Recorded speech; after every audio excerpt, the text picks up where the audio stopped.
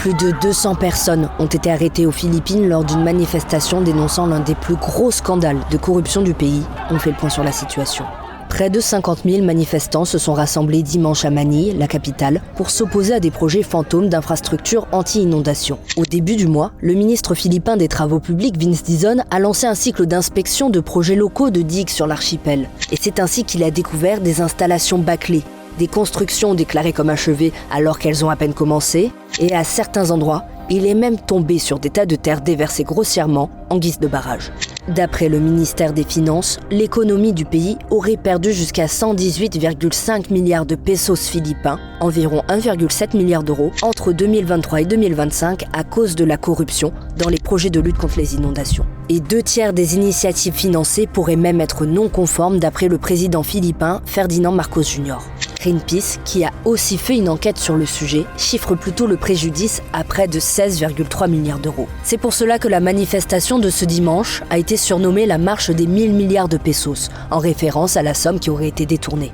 Nandito kami para manawagan na tama na, sobra na, tigilan natin ang korupsyon. The people are tired, the people are fed up. The lack of government action on this very long-running issue of corruption requires people to go to the streets and express their outrage in the hope of pressuring government to actually do their jobs, do something.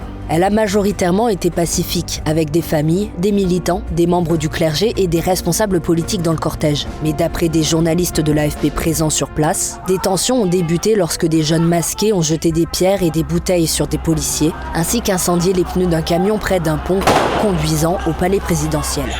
Et le mouvement a dégénéré lorsque la police anti-émeute a utilisé des canons à eau et des sirènes assourdissantes lors d'affrontements avec des dizaines de protestataires.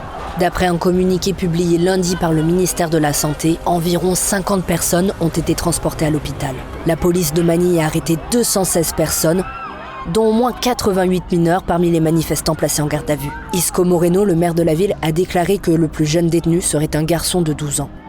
Du côté des forces de l'ordre, l'un des porte-parole de la police, le major Philippines, a déclaré que 93 policiers avaient été blessés. Et selon lui, le nombre d'arrestations pourrait encore augmenter car les interrogatoires sont toujours en cours. Il faut savoir que chaque année, au moins 20 tempêtes ou typhons frappent les Philippines ou s'en approchent. Et l'archipel est également touché par l'élévation du niveau de la mer, d'où l'importance de la construction de digues. Les autorités ont commencé à enquêter début septembre sur une possible corruption massive dans des projets de contrôle des inondations qui pourraient impliquer des responsables des travaux publics, des ingénieurs, des entreprises de construction et même des politiciens. Et pour l'instant, ce scandale a déjà fait chuter les présidents du Sénat et de la Chambre des représentants. Dès le lendemain de la manifestation, un super typhon appelé Ragasa a balayé l'archipel philippin et des milliers d'habitants ont dû être évacués.